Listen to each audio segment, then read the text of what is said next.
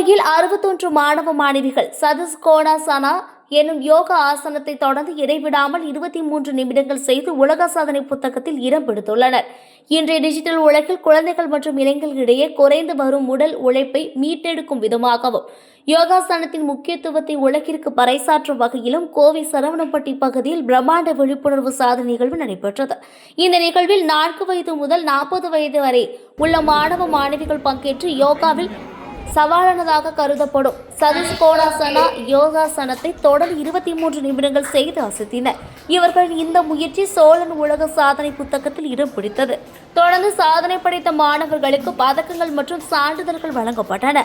இன்றைய மாணவர்களுக்கு தேவையான மன ஒருமைப்பாட்டை வளர்த்தெடுக்கவும், செல்போன் மற்றும் கணினி பயன்பாட்டால் ஏற்படும் உடல் உபாதைகளை தவிர்க்கவும் யோகா சிறந்த வழி என்பதை உணர்த்துவதே இந்த சாதனையின் முக்கிய நோக்கம் என நிகழ்ச்சி ஒருங்கிணைப்பாளர்கள் தெரிவித்தனர்.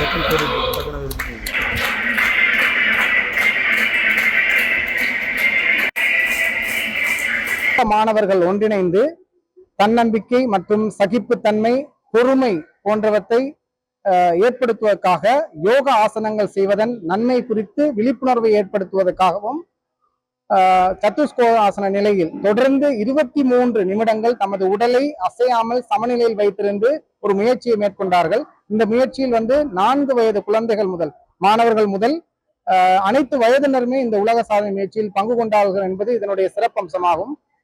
இவர்களுடைய உலக சாதனை முயற்சியை ஒரு உலக சாதனையாக அங்கீகரித்து அதற்கான பரிசாக இன்று சட்டகம் செய்யப்பட்ட சான்றிதழ், பதக்கம் போன்றவை சோழன் உலக சாதனை புத்தக நிறுவனத்தால் வழங்கப்படுகிறது.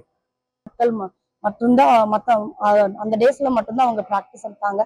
அந்த டேஸ்ல மட்டும் பிராக்டிஸ் எடுத்து அவங்க இந்த சாதனையை முறியடித்துள்ளனர்.